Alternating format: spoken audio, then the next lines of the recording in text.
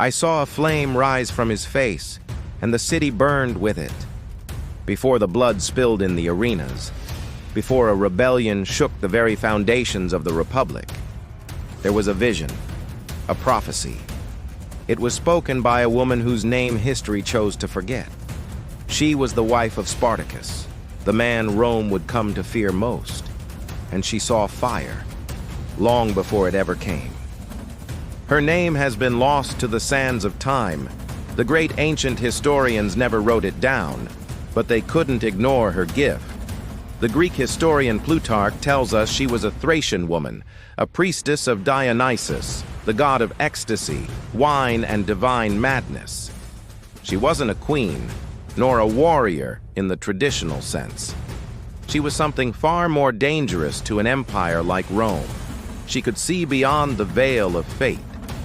Our story begins not in Rome, but in Thrace, a rugged land of ancient forests, wild rivers, and fierce warrior tribes.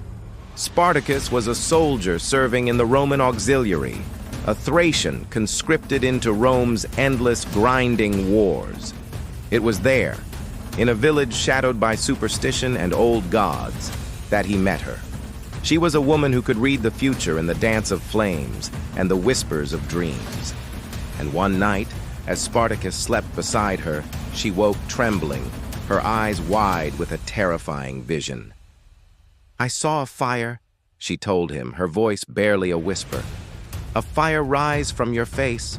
It spread across the lands of Rome, but it burned too bright and was gone too soon." That single, chilling vision would haunt them, follow them for years, through the clank of chains, the clash of steel in battle, and the deafening roar of arena crowds.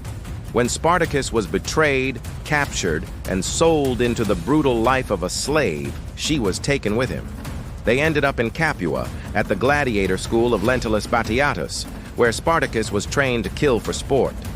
The Romans saw a gladiator, a piece of property, a beast for their entertainment. She looked at him and saw the fire she had dreamed of all those years ago.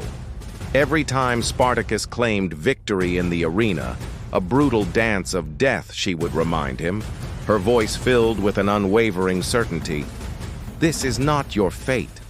Her faith in that initial vision never once wavered. She began to share it with the others, with Crixus, with Gannicus, with the other Thracian gladiators trapped alongside them.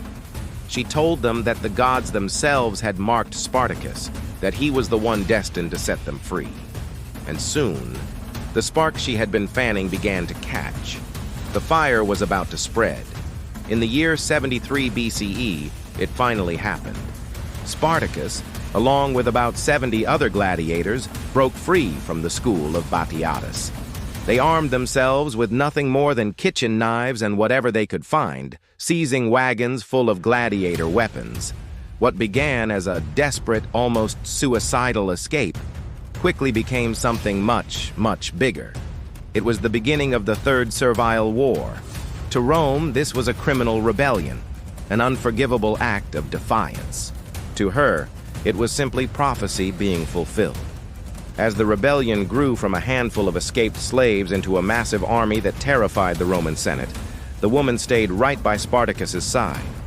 Plutarch writes that she would perform sacred rites before battles, calling on her god Dionysus, the god of madness, and, most importantly, of freedom. Her eyes burned with a fierce conviction, a fire that mirrored the one she saw in her prophecy, even as Rome sent legion after legion to crush them.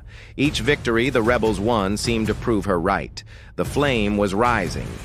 The army of the downtrodden swelled, defeating Roman forces time and again. The city of Rome itself trembled. And Spartacus, who had perhaps once doubted, began to believe in the prophecy as much as she did. He began to see himself not just as a rebel leader, but as an instrument of the gods. But prophecies are rarely kind. They are double-edged swords. Fire gives light and warmth, but it also consumes everything in its path. Spartacus himself began to have the same dream she once had, a dream of flames consuming everything, even himself. The more he fought, the more he won. the more he realized a terrible truth.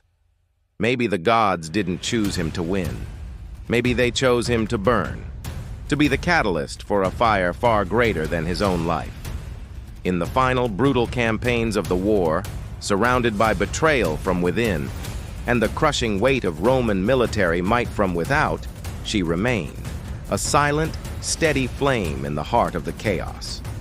History is unclear on her final fate.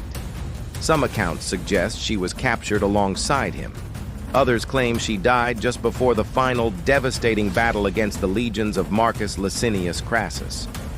But every version of the story agrees on one critical thing. Her prophecy never left him. It fueled him. Even in his last stand, when Spartacus faced Crassus's overwhelming forces, he fought like a man possessed, like a force of nature, as if fire itself had taken human form. He was no longer just a man. He was the living embodiment of her vision. When Spartacus finally fell, Rome cheered. They believed the threat was over. To make an example of the rebels, 6,000 of his followers were crucified along the Appian Way, a horrifying monument to Roman power. But Rome's victory felt hollow, because something fundamental had changed. The rebellion had exposed the deep, festering cracks in their empire. It showed the world that Rome could bleed, and within a century the Republic itself would burn, just as she had foreseen, consumed by civil wars and replaced by the absolute rule of emperors. Her prophecy, the vision of a fire that would consume Rome, had only just begun. We will never know her true name. But through her vision, Spartacus saw something greater than simple revenge. He saw a destiny. She was the soul behind the sword, the unseen hand that lit the spark that started the inferno. Without her dream, there might never have been a rebellion. There might never have been a symbol of freedom that has echoed through the ages. In every revolution, in every great movement, there is often someone who sees it before it begins. For Spartacus, it was a woman who saw fire and dared to whisper to fate itself. The prophecy was never just about one man's victory. It was about an empire's ultimate downfall.